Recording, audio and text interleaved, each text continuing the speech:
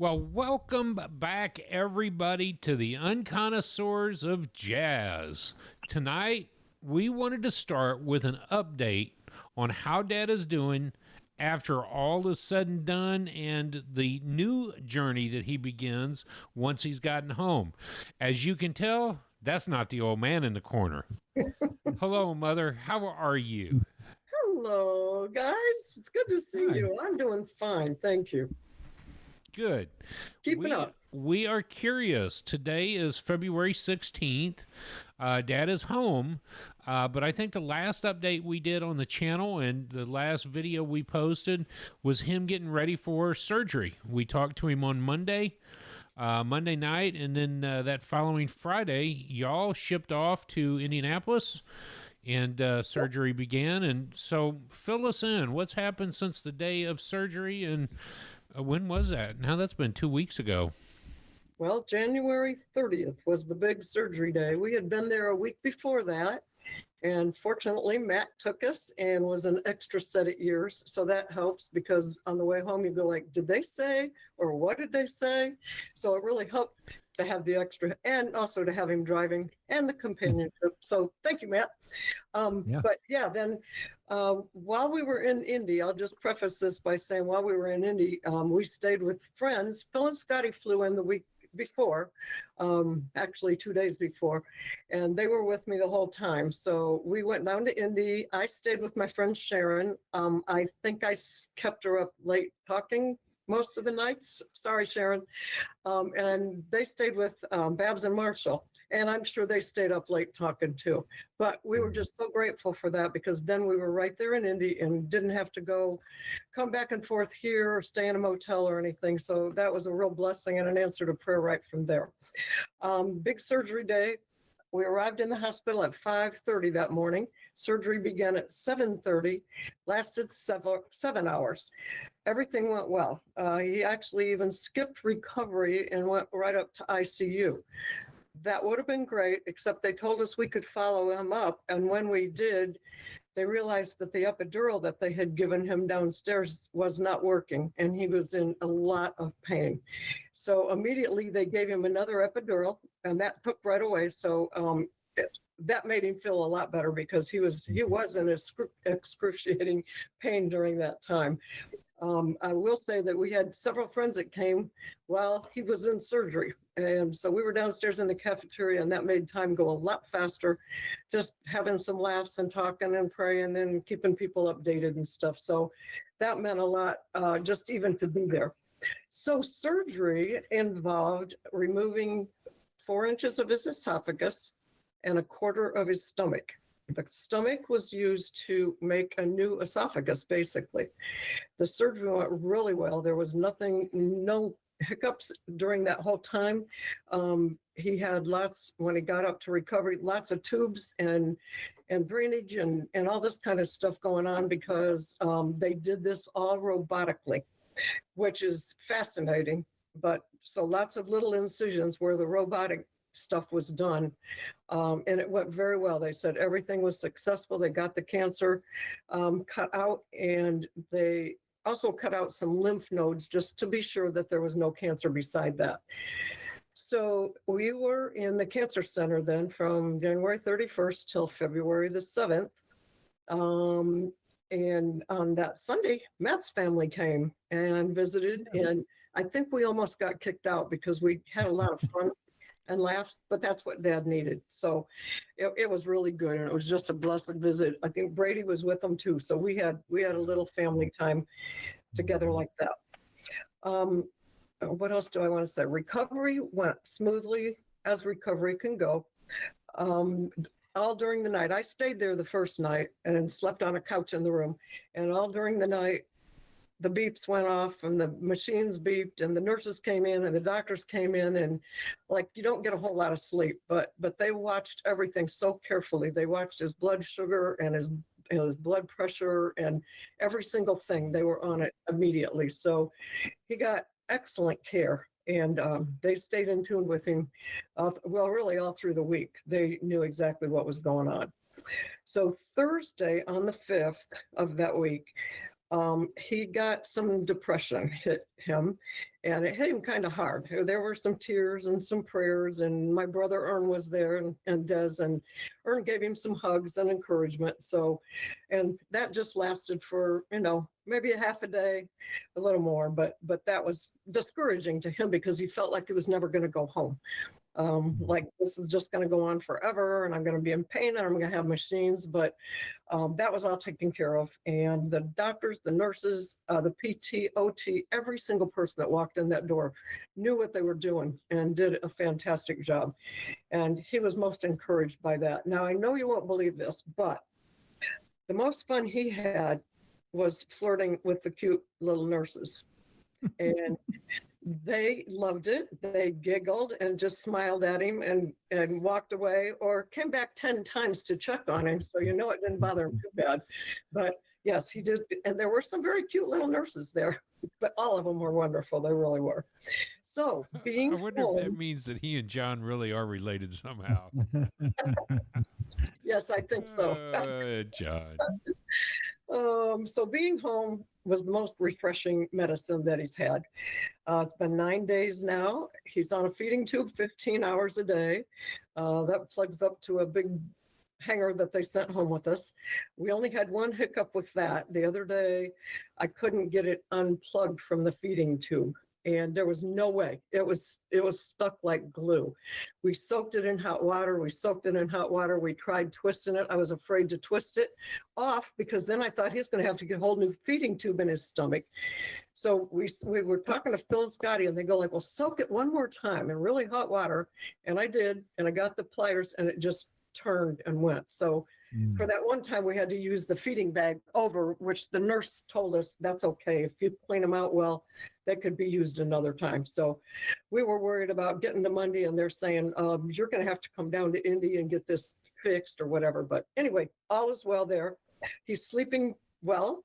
Finally, 2 nights ago, he came upstairs to bed instead of sleeping in the recliner. He has a wedge in the bed that he has to lay in. That'll be for the rest of his life because they took out, I don't know, what do you call it? The little mechanism that keeps your stomach from regurgitating. Yeah, from valve, check valve. Yeah, so that's not there. So he has to sleep on an incline. And that has worked okay too. He's able to walk. We sat on the front porch for about 20 minutes today because it's so beautiful here. The weather is so beautiful here. I wish it was going to last, but it's not. So prayers have been answered in so many ways, phone calls and cards and just well wishes and people coming. It's just been real blessing. And especially since he's going nowhere. When you're hooked up to a feeding tube for 15 hours a day, anything helps. He even got some phone calls today from Liberty Center, where he graduated, some of his friends. So that made him feel good too. One last thing I need to tell you is all day long, jazz is playing in his ear. Trust me, jazz is playing in his ear. That is great. He misses it. He misses it so much. Can't wait to get back. But yeah, I can't wait to be back on the episode so he gets some control back. Yeah, exactly. Exactly. Well, he still had fun watching you guys, though. Okay, and good. You got it all under control. Yeah, we for sure miss him. For sure. Yeah, not as much as he misses you, but yes. Yeah, so I think recovery's going well. We feel really well about it. We go down this Wednesday. Our friends Lowell and Judy Martin are going to take us down. They're very familiar with Indy. And we meet with Dr. Burtis, who did the surgery, and then probably some other things, I think an x-ray and a couple other things, mostly just a check-in, but I'm sure they're going to be pleased with everything they see because the healing is going well. His pain has been minimal, except for the epidural thing. And the tubes that he had in his back that went all the way, well, they deflated one lung and went in behind that to get to where they needed to be. And so those hurt kind of, and it hurt a lot when they took it out. But other than that, pain has been, he'll always say it's like a 3 or a 4, which is amazing for as many cuts as they made in his system and all they had to go through. But if he can, make it through these next weeks, then everything should be fine. How many more weeks is he on a feeding bag? At least 4. There are several boxes sitting in the dining room, and they send you the new bags for every day and all the stuff that you have to deal with. Medications are just ones they prescribed for, pain and fever and vitamin things that he needs. But other than that, he doesn't have to take a lot of that either. So can he eat anything? Applesauce or pudding or? That's about it. Applesauce, pudding, jello, anything that's soft, just to give that time to heal. Eventually, they'll have him take things that are just a little more, maybe have a little more texture. But right now, he's just mostly in.